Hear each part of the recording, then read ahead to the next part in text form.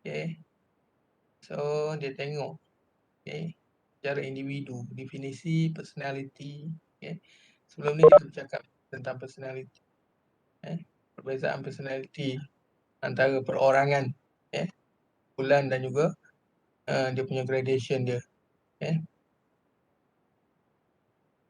So the underlying causes within a person's of individual behavior and experience, iaitu penyebab-penyebab yang tersembunyi, penyebab dalaman, yang terselindung dalam diri seseorang, dan diri seseorang, tingkah laku dan juga pengalaman dia. Itu adalah personality. Kenapa membentuk personality? Apa dia kata underlying causes, yang kita belajar. Kalau underlying causes ni biasanya banyak rujuk kepada Sigmund Freud lah, teori psikoanalisis, kerana dia membicarakan underlying causes, kan. Iaitu minda, berhubung dengan minda dan jiwa manusia. Jadi pengalaman dan juga tingkah laku manusia itu secara ketekalan, secara berterusan itulah yang membentuk personality seseorang, yang membentuk pattern tingkah laku seseorang zahir dan dalam dia, eksternal dan internal seseorang itu secara tekal, maksudnya secara konsisten. Sebab tu kita kenal orang, kita kenal personality seseorang itu berdasarkan pattern tingkah laku dia secara konsisten. Maka itulah yang membentuk personality seseorang, kan. Kita selalu bercakap pasal personality. Orang awam dia faham personality ni adalah penampilan individu-individu tertentu. Contohnya dia, kalau dia tengok personality TV3, siapa? Personality TV1, siapa? Ikon-ikon yang dipaparkan pada umum, individu-individu tertentu yang dipanggil personality itu, itu yang orang faham. Tapi sebenarnya untuk memahami personality ini, dia agak lebih kompleks. Untuk membentuk proses untuk membentuk personality ini agak lebih kompleks. Dan dia sangat berkaitan dengan asas psikologi itu sendiri. Kognitif, emotion dan juga ke seseorang itu. Kemudian dia experience, pengalaman-pengalaman seseorang itu di kognitif dan emosi dia. Bagaimana perubahan-perubahan yang membentuk personality itu adalah seseorang itu bertindak mengikut apa yang dia selesa dan dia rasa, dan itu diteruskan secara berterusan, secara konsisten, maka dia terbentuklah pattern tingkah laku individu itu. Maka penampilan yang berterusan itulah yang dikatakan personality orang itu. Faham tak?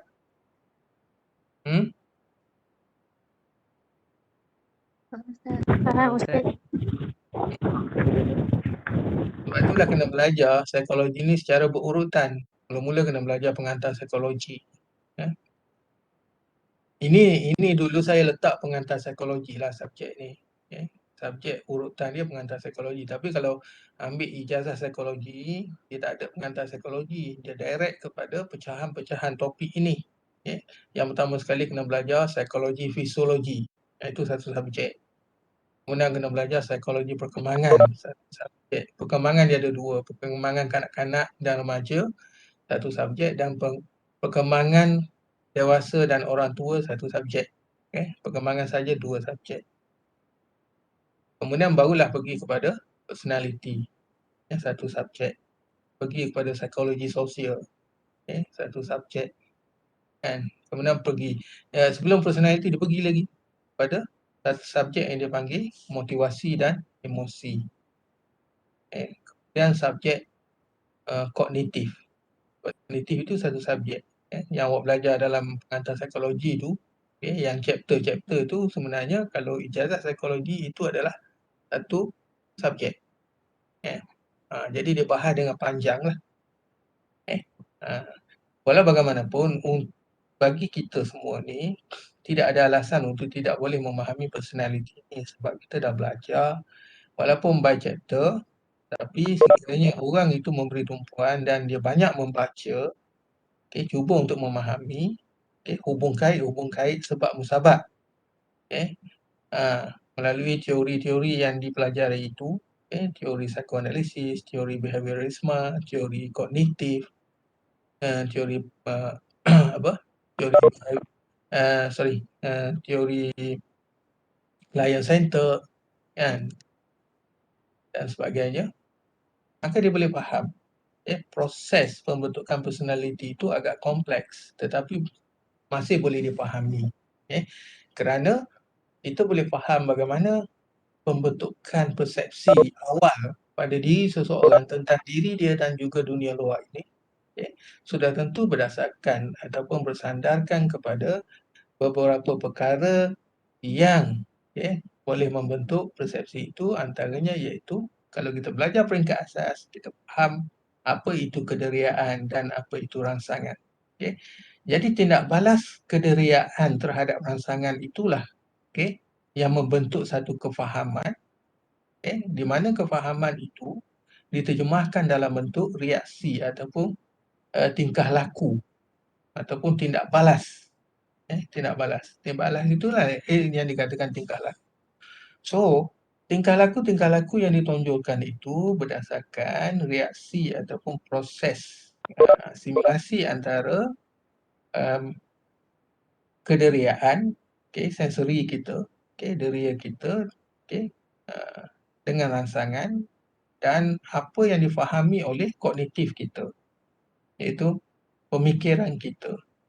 Jadi apa yang difahami oleh pemikiran kita itu dibantu oleh pengalaman-pengalaman lampau kita ataupun pengalaman-pengalaman baru yang berlaku secara berterusan. Jadi proses ini berulang-ulang ini dipanggil experience ataupun pengalaman. Dan experience daripada pengalaman itulah yang membentuk satu pegangan kita, kefahaman kita, persepsi kita. Seterusnya, secara kekal, secara konsisten, dia dikenali sebagai nilai kita. Nilai kita maksudnya kita memberi nilai kepada sesuatu pengalaman. Pelbagai pengalaman yang pelbagai itu kita memberi nilai. Jadi berdasarkan nilai itulah kita membuat pertimbangan tingkah laku harian kita. Kalau kita mempunyai nilai yang bagus, maka tingkah laku kita adalah bagus. Kalau kita mempunyai nilai yang tak bagus, hasil daripada salah faham ataupun persepsi yang salah, persepsi yang salah hasil daripada interaksi deria dengan rangsangan tadi diterjemahkan secara salah.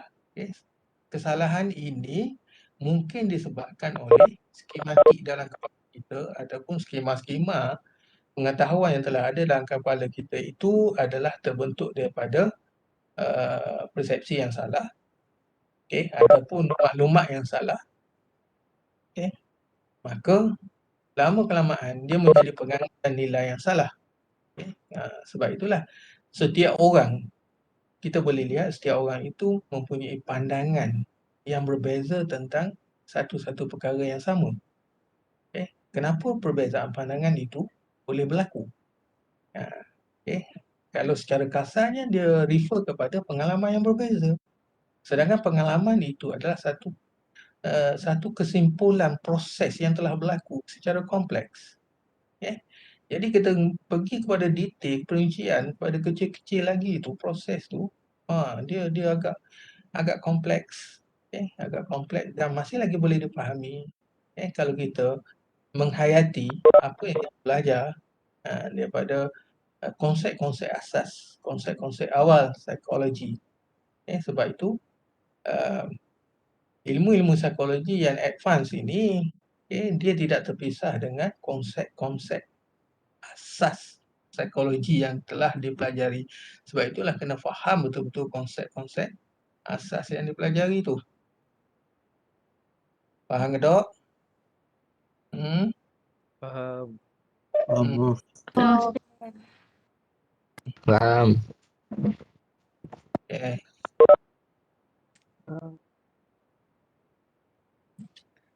Jadi kalau kita tengok description personality, mana penerangan tentang mengenai personality. Dia ada types, dia ada traits, dia ada factors. Okay. Kita kena beza types, trait, factors. Okay. Ada cara. Okay. Three way of describing personality. Okay. Melalui types, trait, and factors. Okay. Apa dia types? Okay, type membership is an all or nothing thing, okay, a qualitative variable, okay, iaitu satu secara keseluruhan ataupun tak ada langsung benda tu, okay. Iaitu dalam bentuk pemboleh ubah kualitatif, okay, a qualitative variable. Yeah. So a person belongs to one and only one category. Sebab tu dia kata an all or nothing thing. Jadi setiap orang itu dia hanya dikategorikan dalam satu kategori sahaja. Dia tidak boleh duduk dalam kategori A dan duduk dalam kategori B. Itu type. Contohnya type A personality, type B personality. Boleh faham Okay. So theoretically, okay, a small number of type describe everyone. Yeah. Jadi sedikit saja types ini boleh menerangkan seorang. So a person fits into only one type. Dia tak akan fit dengan pelbagai type. Dia tak ada jenis personality yang bercampur. Tak ada. Walaupun ada kes-kes tertentu yang dinamakan split personality ataupun multiple personality, itu kategori abnormal psychology. Abnormal psychology. Kemudian trait. Trait scores are continuous, quantitative variables. Jadi score trait ini, sifat ini, dia secara berterusan dalam bentuk kuantitatif. So a person is given a numeric score to indicate how much of a trait the person possesses. Jadi setiap orang tu dia diberi skor dalam bentuk nombor untuk menunjukkan sejauh mana, sebanyak mana trait seseorang itu seseorang itu mempunyai trait tersebut. So secara teorinya, ada banyak trait. There are a great many trait to describe everyone. Sudah tentu kalau kita tengok dalam dunia sebenar, trait ini adalah sifat. Atas diri seseorang itu, dia ada sifat yang pelbagai. Penyayang, pembersih, mesra. Nampak kan? Kalau kita menerangkan seseorang berdasarkan trait, jadi banyak trait yang kita boleh gunakan untuk menerangkan ciri-ciri seseorang. So a person can be described on every trait. Kemudian factors. Factor scores are also continuous. Jadi score factor juga berbentuk continuous. Bersambung, berterusan. Iaitu quantitative variable. A person is given a numeric score to indicate how much of a factor the person possess. Samalah. Dia sama dengan trait tadi. So secara teorinya, a small number of factors describe everyone. A person can be described only described on every factors. Jadi seseorang atas diri seseorang itu boleh diterangkan pada setiap faktor tadi. So dalam menghuraikan personality ini kita boleh menggunakan tiga perkara ni, tiga cara, types, trait, factors. Dan ini sebenarnya kita dah guna dalam kehidupan harian kita untuk menghuraikan, menerangkan, menceritakan tentang individu, tentang seseorang. Apa yang kita huraikan tentang seseorang itu cuma kita tak perasan sama ada kita sebut dia type, trait or factors.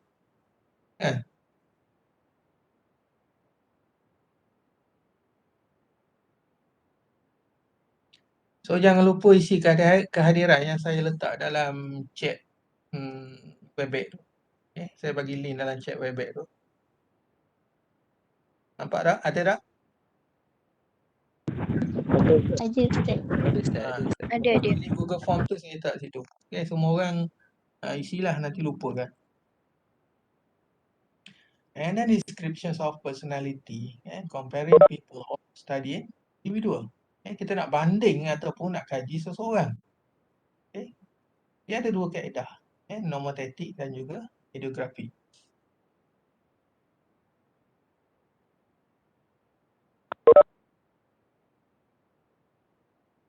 Nomotetik iaitu comparison with other individuals.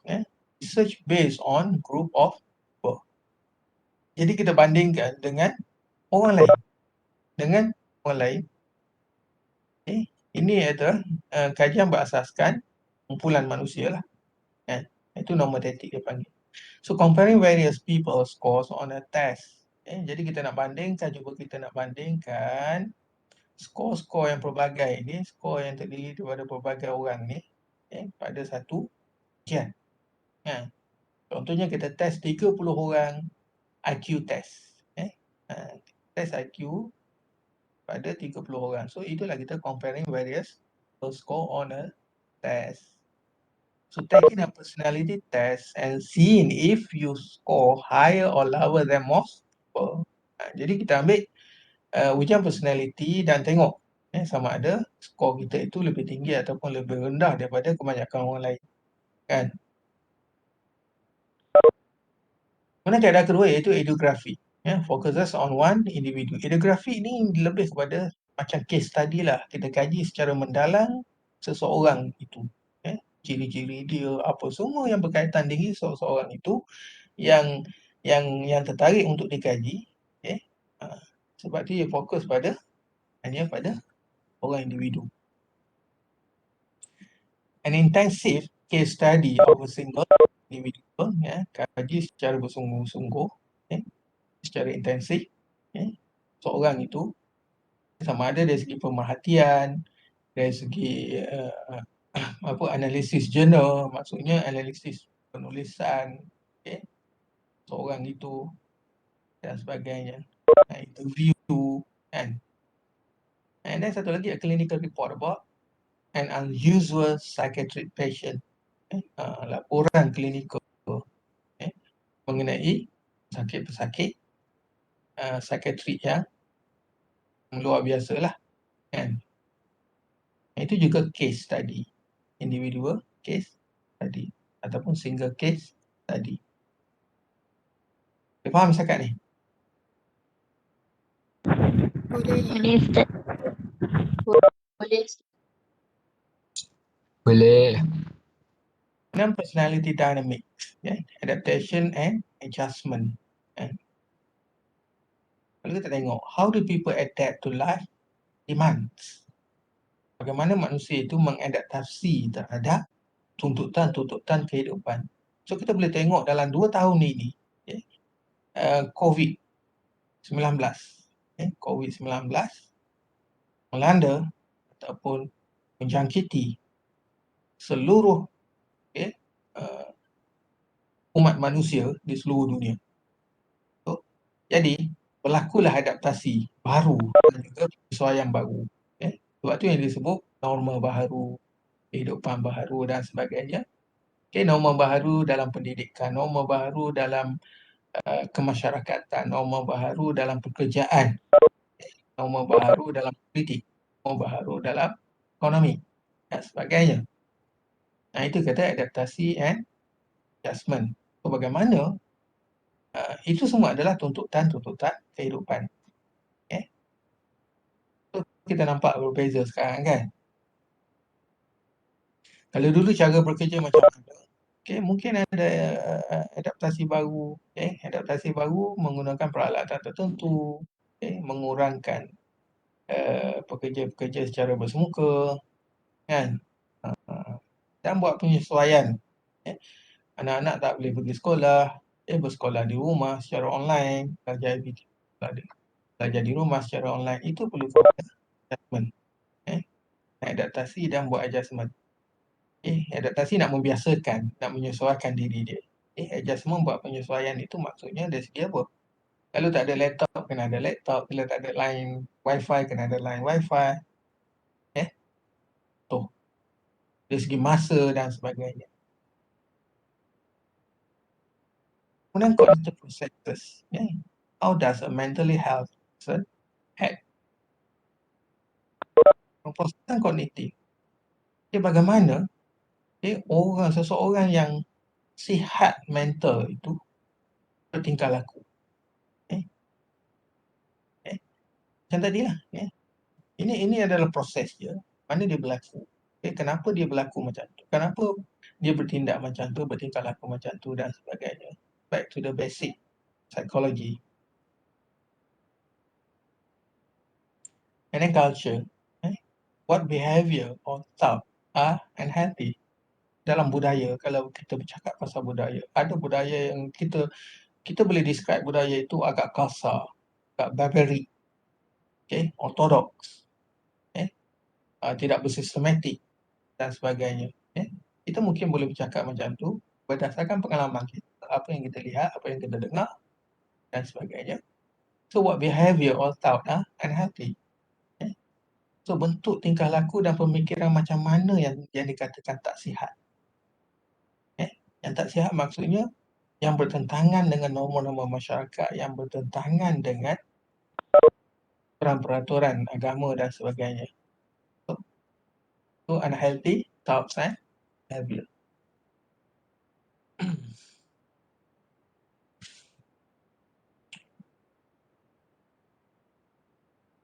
Do unconscious processes influences? Adakah proses-proses minda bawah sedar tadi, minda tak sedar tadi mempengaruhi kita? Yang saya cakap tadi lah. Underlying tadi. Underlying causes. Kita refer kepada unconscious mind tadi. Unconscious process mempengaruhi kita.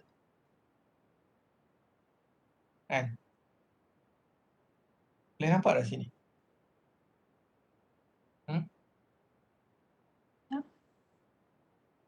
Boleh Ustaz? Faham dah ni? Boleh, Ustaz. Boleh. Sebab itulah dia apabila kita bercakap, dia sangat berkait dengan benda-benda yang kita belajar, dengan asas psikologi yang kita belajar tu. Kalau kita tak faham yang asas itu, maka kita tak kapai-kapai.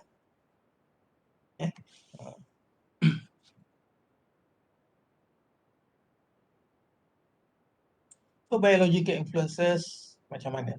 How do biological processes affect personality? Proses biologi kita sendiri. Maksudnya proses biologi. Bagaimana organ-organ badan kita, kelenjar-kelenjar dalam badan kita berfungsi, fungsi dan sebagainya. Bagaimana dia mempengaruhi personality. Kadang-kadang dia two-way causes. Penyebab dua timbal balas. Timbal balas. Minda, emosi boleh mempengaruhi biological process. Dan biological process boleh mempengaruhi minda dan juga emosi. So experience in childhood and adulthood, pengalaman zaman kanak-kanak dan zaman kedewasaan ini, is personality inherited? Adakah personality itu diwarisi? So berdasarkan pemerhatian, penelitian yang dilaporkan dan sebagainya, adakah personality itu diwarisi? Of course, kalau kita tengok macam tu, seolah-olah personality itu diwarisi. Tetapi maksud diwarisi itu adalah adakah dia secara tetap diwarisi dan ada dalam blueprint DNA setiap manusia itu diwarisi daripada DNA induk mereka. So itu kena faham. Seolah-olah nampak sangat personality ini diwarisi kerana melihat warisan itu agak menyerupai PA dan perangai ibu bapa mereka. Tetapi adakah ini 100% ataupun secara automatik ataupun tidak. Itu perlu dibahaskan. Kan?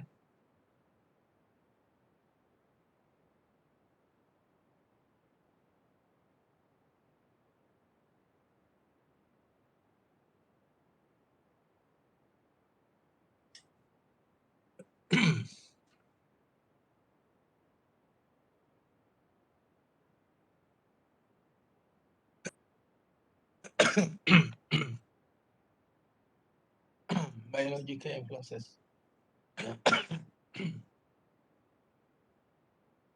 So what do children learn that matters for personality? Jadi benda yang apa benda yang anak ni belajar untuk personality? Perkara macam mana? Perkara itu tadi, kan? So does childhood experience determine adult personality? So, adakah pengalaman kanak-kanak itu menentukan personality dewasa dia? So the adult change or has personality be determined earlier?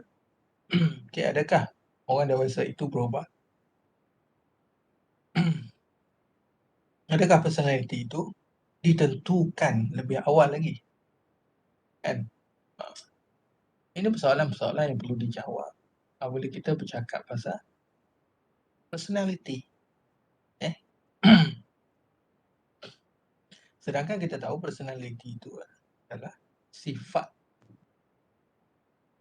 ataupun pattern tingkah laku, penampilan. Okay, seseorang itu secara berterusan, secara tekal, secara konsisten, okay, sepanjang kehidupan dia. Kalau adakah personality itu berubah-ubah? Soalannya. Kalau kita tengok personality itu berubah-ubah atau diri seseorang itu, okay, setiap masa itu berubah. Bagaimana kita nak kategorikan seorang itu dalam kategori apa? Kan?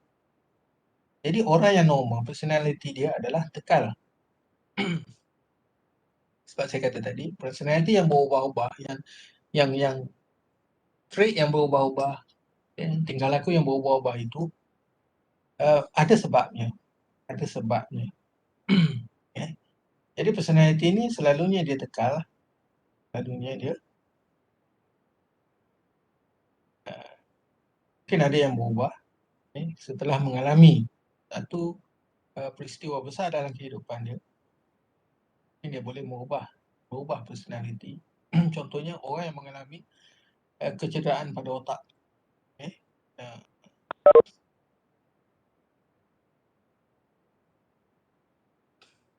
Dan sebagainya. Hilang ingatan, ingat semula. Maka even dia tak tahu latar belakang diri dia dan sebagainya.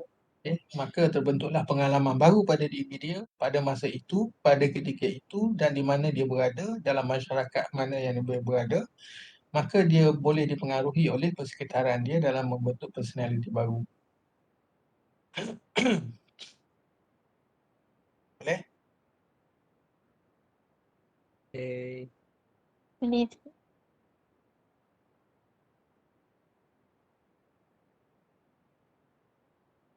Pendekatan saintifik kalau kita tengok method of knowing based on systematic observation, iaitu kaedah untuk berasaskan pengetahuan, kan, knowing based. Okay. Kaedah kita nak tahu berasaskan apa dia? Pemerhatian secara sistematik. Itu paling scientific method. Conducting an experiment to see whether an intervention increases self-esteem. Jadi kita menjalankan satu eksperimen untuk melihat sama ada intervensi itu meningkatkan self-esteem ataupun tidak. Kemudian correlating defense mechanism with reports of childhood experience. Jadi kita kaitkan, kita hubungkan mekanisme bela diri ini dengan laporan pengalaman kanak-kanak seseorang.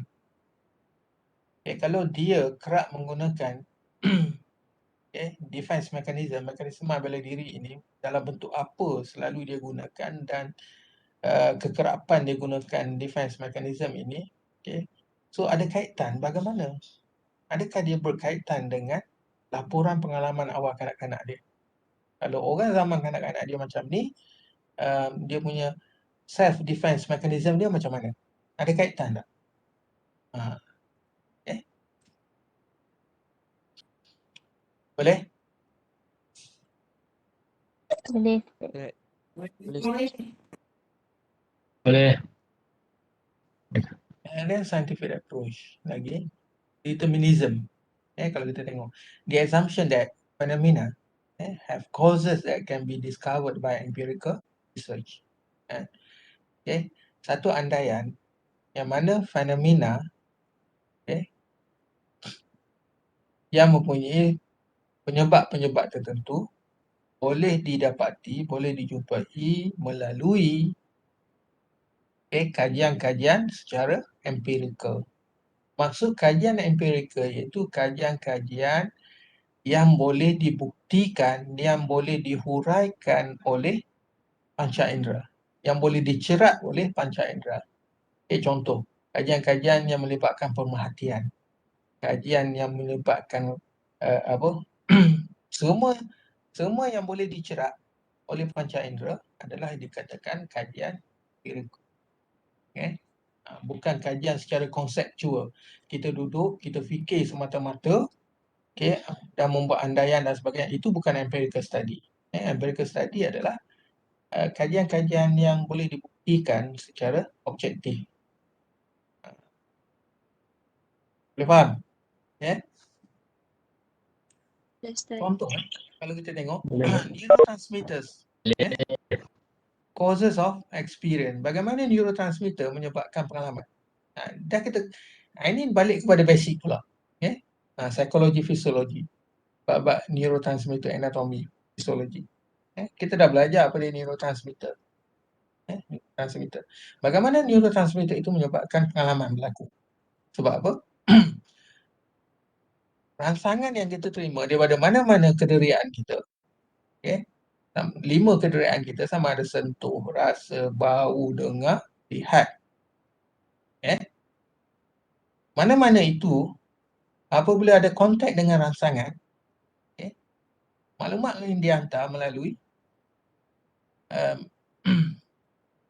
sel-sel neuron sampai kepada otak. Maka di situlah, kalau kita tengok, neurotransmitter itulah yang mentransmit, yang memindahkan maklumat-maklumat ini, iaitu neurotransmitter ini satu cecair kimia yang ada dalam otak kita. Dia yang memindahkan neuron impulse ini kepada bahagian-bahagian, portion-portion ataupun cortex dalam bahagian otak kita yang bertanggungjawab terhadap kelima-lima kederiaan tadi dan perincian-perinciannya. Jadi bagaimana pengaruh neurotransmitter ini kepada pengalaman kita? Contoh, saya cakap, dadah sintetik. Dadah sintetik meniru peranan neurotransmitter dalam otak kita. Seperti kalau dalam otak kita ada RFP, kita letak, contohnya kita letak dopamin, secara sintetik, sama ada untuk mempercepat dan melambatkan tindak balas. Tindak balas. Jadi, untuk neurotransmitter, kandungan neurotransmitter, sama ada original ataupun sintetik, itu bagaimana dia mempengaruhi pengalaman seseorang. Jadi, pengalaman seseorang, pengalaman penagih dadah, dalam kehidupan harian dia, mungkin berbeza dengan pengalaman kita yang normal dalam kehidupan harian, walaupun dalam kita dan dia itu berada dalam satu ruang lingkup yang sama, dalam satu orang kata satu tempat yang sama, tetapi menerima pengalaman yang berbeza.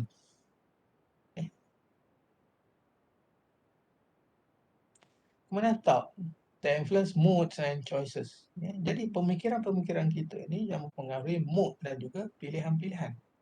Pemilihan-pemilihan. Bagaimana? Kalau senang je, kita pergi kat kantin, kita pergi kat kantin, dekat food court. Kita fikir tentang makanan. Kita tengok makanan, kita merasakan makanan ini tak sedap ataupun tidak sihat, berbahaya dan sebagainya. Ataupun rasa tak selesa, nampak kotor dan sebagainya. Kita fikir benda macam tu. But dari pemikiran itulah mempengaruhi emosi dan juga mood kita. Bila dia mempengaruhi emosi dan mood kita, maka berlakulah proses pemilihan-pemilihan itu. Kita mengelak daripada yang ini, kita prefer kepada yang ini. Atas sebab-sebab apa? Sebab asas dia adalah pemikiran kita. Pemikiran kita.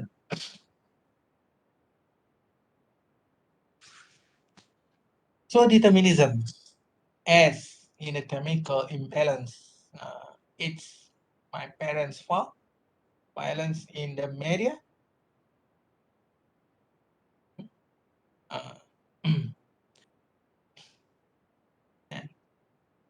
Dan sebab dia kata determinism itu seperti mana dalam apa dia? Ketidaksamaan. Ketidak apa? Imbalance. Balance ni dia sama kan? Ketidakseimbangan. Ketidakseimbangan. Ketidakseimbangan chemical ataupun cecair kimia. Kan?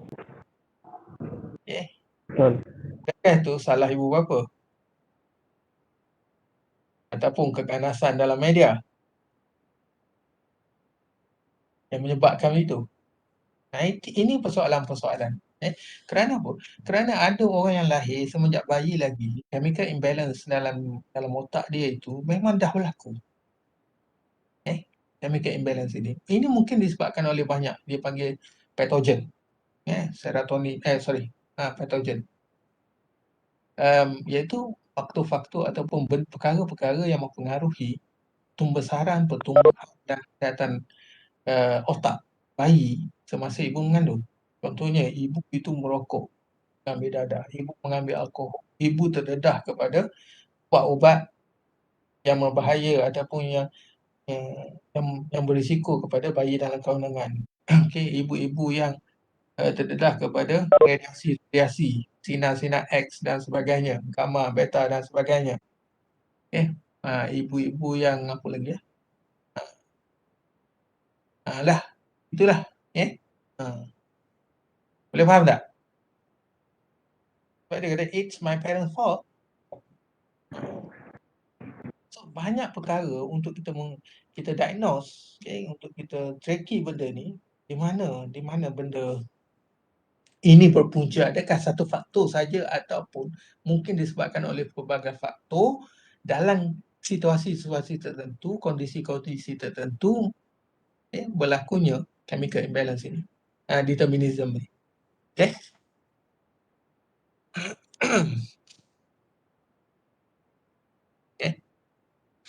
Boleh lah tu. Kita tak faham juga. Faham, Ustaz? Boleh, Ustaz. Faham, Ustaz. And then the scientific approach. Ada kelas kita 3 jam kan.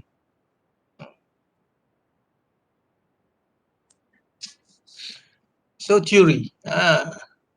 Ini satu benda juga. Duk cakap sembang sampai pagi.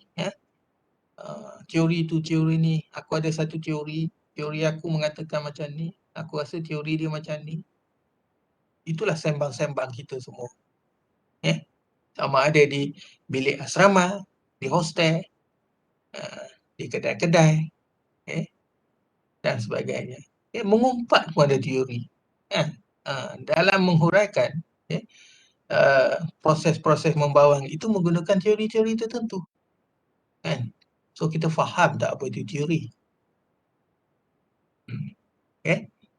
Sebelum kita semua merasa malu, sebelum kita semua merasa sedikit kedangkalan, lebih baik kita memahami apa itu teori. Sebelum kita bercakap pasal teori. Jadi teori itu conceptual tool for understanding certain specific phenomena. Iaitu satu alat konseptual, a conceptual tool bagi memahami fenomena-fenomena khusus tertentu. Itu dikatakan teori. Apa yang dikatakan fenomena-fenomena khusus tertentu? Kejadian-kejadian spesifik, kejadian-kejadian khusus tertentu. Bagi kita memahami, dia ada flow, dia ada kronologi dia. Setiap kejadian dia ada kronologi. Dalam kronologi, dalam menghuraikan kronologi itulah melibatkan sebab musabab, urutan dan sebagainya. So dalam setiap kejadian dia ada cause and effect. Dia ada penyebab dan kesan. Dalam dunia ni dia ada penyebab dan kesan. So penyebab itu, penyebab kita dah faham. Back to the basic. Penyebab itu kita panggil, dia adalah mestilah satu pemboleh ubah. Kita gerikan dia sebagai satu pemboleh ubah. Penyebab. Penyebab. Sama ada kita nak panggil dia independent variable causes ke dan sebagainya. Kan? So, pemboleh ubah penyebab ini bertindak ke atas pemboleh ubah penerima. Pemboleh ubah senang cerita, kalau dalam bahasa Arab dia panggil fa'il. Yang pembuat tadi kan. Yang menerima kesan maf'ulun bih. Kan? Baik. Jadi penyebab-penyebab tadi, dia berfungsi ataupun dia menjalankan tugas dia, sama ada secara natural ataupun secara disengajakan. Maksudnya disengajakan, ia itu disengajakan oleh seseorang ataupun disengajakan oleh individu-individu itu menggunakan ia untuk untuk melihat berlakunya kesan kepada pemboleh ubah lain. Baik. Jadi kalau sekali kita katakan berlakunya fenomena, contoh, contoh nak buat contoh apa? Nak buat contoh. Contoh pelajar masuk ke kampus. COVID-19, musim COVID-19.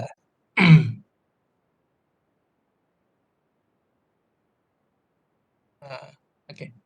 Baik.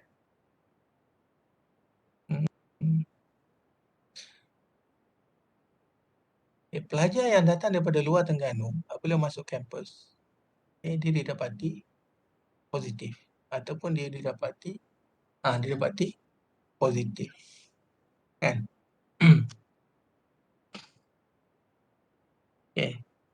Walaupun dia telah buat ujian saringan COVID di tempat dia itu,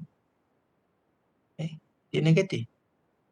Sehari sebelum. Apabila dia sampai ke Uniza, dia positif. Ini katakan pelajar luar daripada Terengganu lah. Mari pula pelajar luar daripada Terengganu, negeri lain pula, dia test ujian dia negatif dekat rumah dia, sampai je di Uniza, dia positif. Adakah kita nak mengatakan bahawa pelajar daripada luar Terengganu akan positif apabila sampai di Uniza? Ataupun rentas negeri menyebabkan positif pada individu yang merentas negeri. Lama-kelamaan kita bercakap. Sebab apa? Sebab banyak bukti. Sebab banyak bukti menunjukkan bahawa rentas negeri menyebabkan positif COVID-19. Walaupun banyak kes yang berlaku sebegitu, adakah itu satu teori? Rentas negeri penyebab positif COVID-19. Adakah itu kita katakan satu teori? Maknanya, mulalah kita sembang kedai kopi. Maknanya tak boleh. Teori, kalau ikut teori, aku rasa rentas negeri memang positif. Kalau hidup rumah dia, 2-3 bulan tak positif pun. Dia rendah negeri je, positif. So, adakah itu sampai satu tahap teori? Kejap.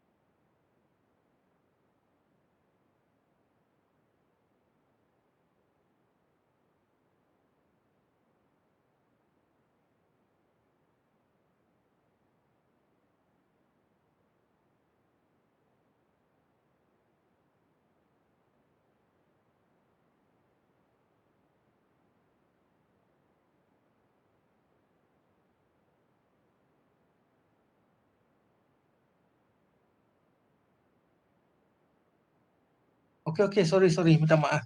Okey. Ada panggilan urgent daripada SPRIM.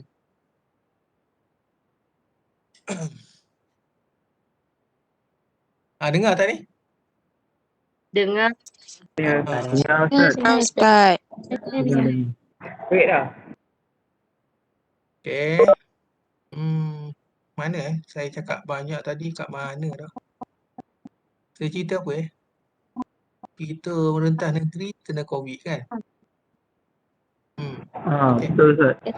Okey. Betul, Ustaz. Di sini kita tengok variable, faktor penyebab dia adalah tingkah laku ataupun perbuatan rentas negeri kan? Jadi variable dia rentas negeri. Boleh ubah bebas dia. Rentas negeri. Okey. Kemudian kena positif COVID kan? Baik. Nak sampai peringkat itu fenomena yang berlaku. Mungkin ini kes yang baru, ataupun dia menjadi satu pattern baru. Okey. Dan pattern ini masih lagi dalam pemerhatian. Contohlah, kita buat contoh dalam pemerhatian sama ada pattern ini secara continuous, secara berterusan, ataupun tidak. Ataupun tidak. So pengkaji membuat kajian, dia buat research. Rentan negeri COVID. So dia consider dalam membuat kajian ini, dia consider pemboleh ubah lain yang bertindak sebagai mediator ataupun moderator kepada perbuatan lintas negeri ini COVID. Okey, sama ada dia mediator ataupun moderator. Okey. Lintas negeri yang macam mana? Masa mana? Perjalanan panjang ke pendek? Okey, singgah. Okey, dalam perjalanan tu berapa kali buat singgahan? Di mana dan sebagainya. So dia pun consider. Jadi sampai satu tahap. Okey. Dia jumpa satu pattern yang memang menyatakan kalau berlaku macam ni majoritinya positif. Betul-betul positif. Kalau berlaku macam ni betul-betul positif. So nak sampai tahap teori, nak sampai kepada tahap teori iaitu satu set andaian yang melibatkan susunan secara konseptual pemboleh ubah penyebab dan pemboleh ubah bersandar ini, sekiranya dijalankan ataupun berlakunya proses itu, dia mendapatkan hasil yang konsisten, hasil yang sama, merentasi masa, merentasi sempadan area ataupun geografi. Contohnya dia test hari ni dapat result macam ni. Test besok pun result macam ni juga. Test tempat lain pun result macam ni juga. Dengan perbuatan yang sama, dengan kejadian yang sama. Okey? Maka sampai satu tahap, pengkaji boleh mencadangkan ataupun propose bahawa ada pattern baru bermakna ada teori baru. Kiranya hubungan pemboleh ubah ini berlaku dengan pemboleh ubah ini, dia akan jadi macam ni. Setelah diuji silang merentasi masa dan merentasi geografi, didapati pattern result itu adalah sama. Dengan kata lain, maka dia mencapai tahap teori. Boleh faham?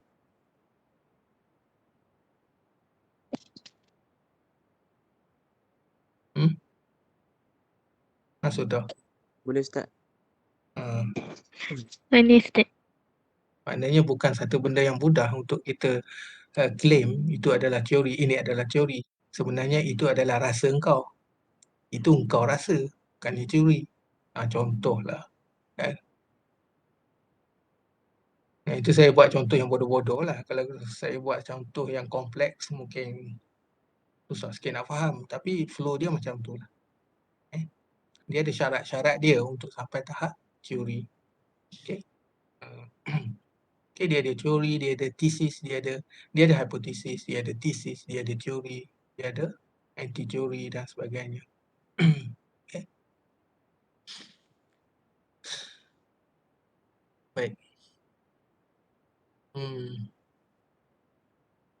Saya tak berniat nak cakap panjang sebab saya ada ada temu janji juga ni. So kita berhenti di sini ya. Boleh? Boleh Ustaz. Boleh Ustaz. Boleh Okey. Ustaz. Boleh Ustaz. Ah, Boleh. Baik. Jangan lupa isi kehadiran dan semua orang isi ya, jangan tak isi. Nanti buka klik dalam pukul 3.30 buka klik dan godek-godek sikit petik sana petik sini. Sila jawab apa nama? Forum.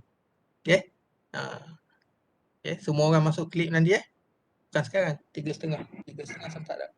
Okey 3.30. Baik Ustaz. Ustaz. Kalau Boleh, tak Ustaz. 3.30, 3.45 macam tu lah. Sebab saya sekejap lagi saya nak setting klik. Baik Ustaz. Okey. Okey. Ustaz. Ya, Ustaz.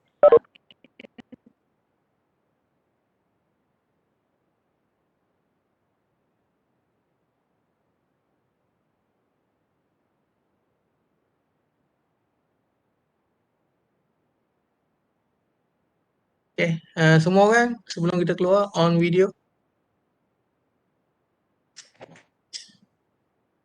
Ustaz, Ya. saya nak tanya. Hmm. Maksudnya kan Ustaz, teori yang Darwin keluarkan tu dia tak sampai tahap, maksudnya dia tak capailah tahap teori yang sepatutnya tu kan Ustaz? And itu penemuan awal. Penemuan awal. Kalau kita nak definisikan tahap dia itu sebagai teori yang dikatakan pada hari ini yang diuji secara sistematik dan sebagainya, mungkin tak sampailah. Tetapi pada peringkat awal, pada awal-awal itu daripada hearsay, daripada kata-kata dan sebagainya, maka Darwin dia mendakwa dia ada penemuan yang dibuat oleh Darwin dan kumpulan dia secara berterusan mengikut jujukan yang telah dicadangkan dalam andaian dia itu yang mengatakan DNA ataupun genetik manusia ni berasal daripada monyet ataupun chimpanzee itu. Jadi penemuan demi penemuan dalam jujukan pencarian pembuktian dia itu dia mencadangkan, dia propose bahawa manusia ini berasal daripada monyet. Penemuan merentasi masa dan tempat itu, proses ataupun stage tahap transisi atau transition, peralihan daripada monyet kepada manusia itu, dia mendakwa ada penemuan. Tapi penemuan itu didapati sedikit janggal lah, sedikit janggal dan dari segi biologi, dari segi mathematical, dalam andaian dia itu agak mustahil lah berlaku. Agak mustahil, dan pembuktian itu juga dari segi penemuan fosil-fosil yang dia temu itu juga didapati kurang konsisten dan juga diragui, kerana pembuktian telah didapati akhir-akhir ini. Yang contoh yang ditemui tengkorak dan juga geraham yang dikatakan campuran ataupun transisi peralihan antara monyet dan manusia itu yang didakwa oleh pengikut Darwin itu sebenarnya apabila dites carbon test, didapati fosil itu bukan fosil yang lama, fosil yang baru. Maksudnya kerangka itu kerangka baru. Kerangka baru dalam lingkungan 200 tahun macam itulah. Dalam 200 tahun macam tu.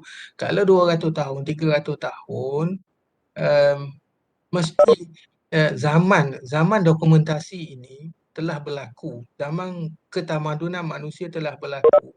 Maksudnya zaman dokumentasi ketamadunan manusia ini berlaku lebih 1,500 tahun yang lepas. Even 3,000 tahun yang lepas dah ada dokumentasi.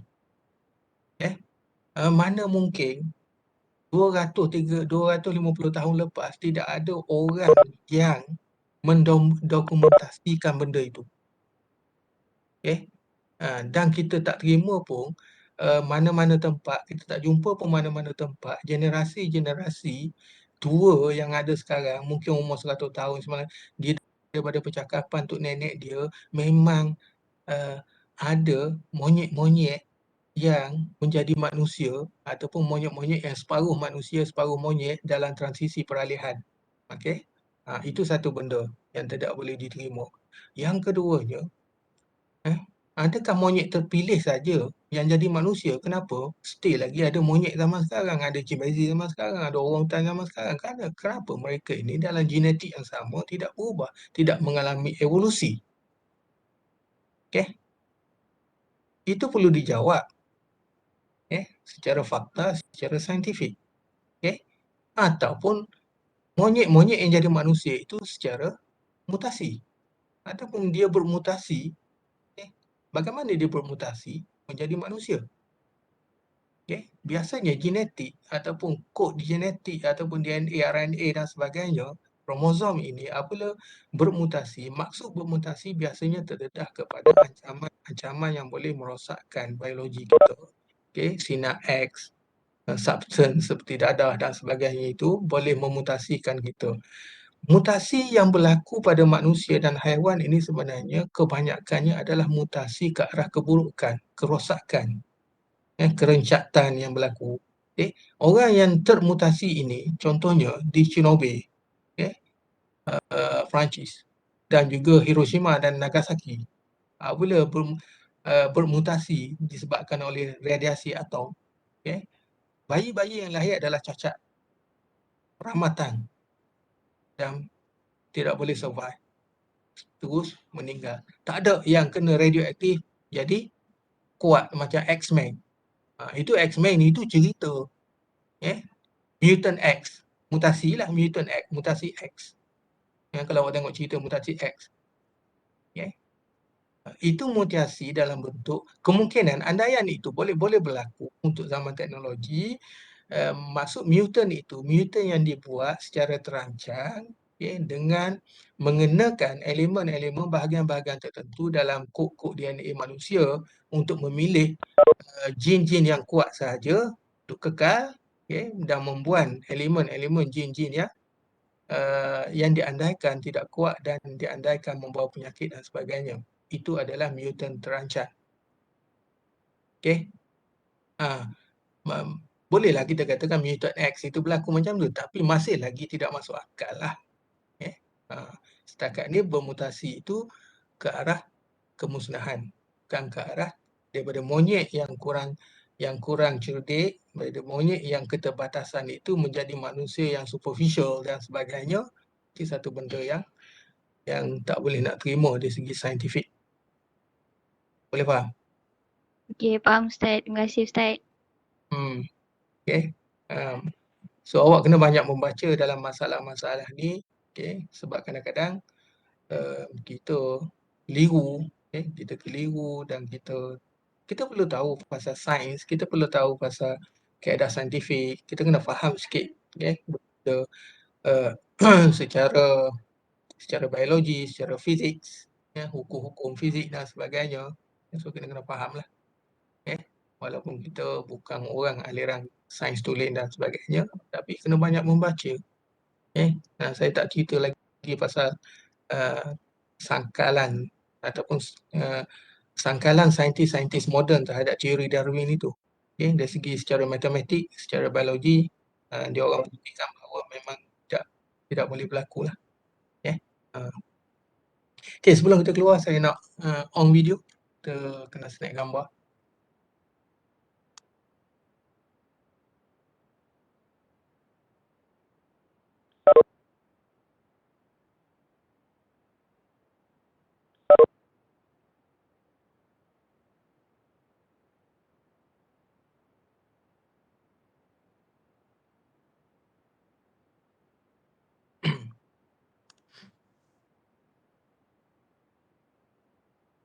Okey, on sekejap.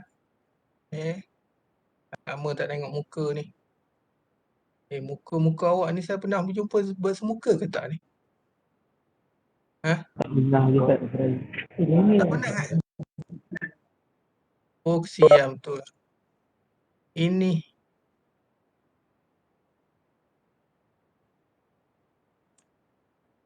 Sekejap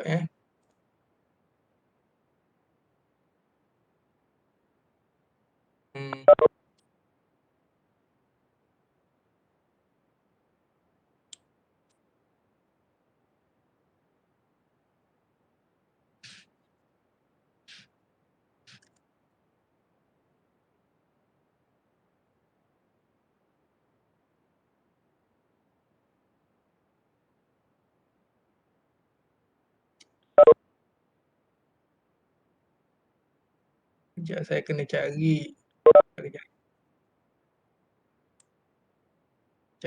file dia.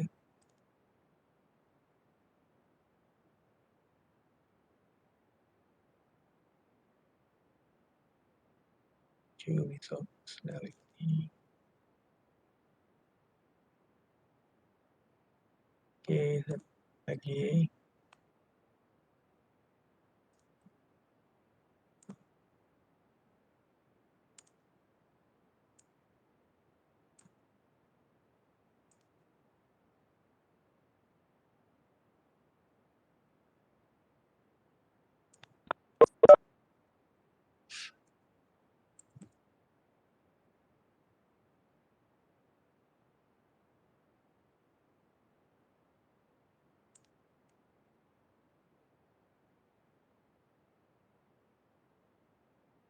Okey, yang belakang-belakang ni tak buka ni tak guna video Nurul Hafizah, Iqbal. Tak boleh buka video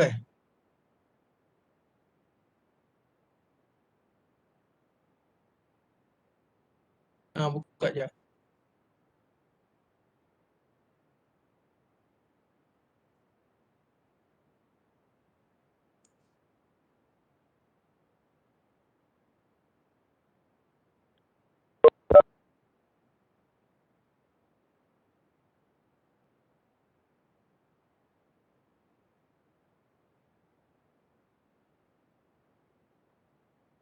Okey, tu saja untuk hari ni. Nanti jangan lupa buka apa ke. Awak buka pukul 4 nanti. Buka klip pukul 4 Boleh? boleh Ustaz. Okey, tu saja untuk hari ni. InsyaAllah jumpa lagi minggu depan. Assalamualaikum warahmatullahi taala wabarakatuh. Waalaikumsalam. Sister.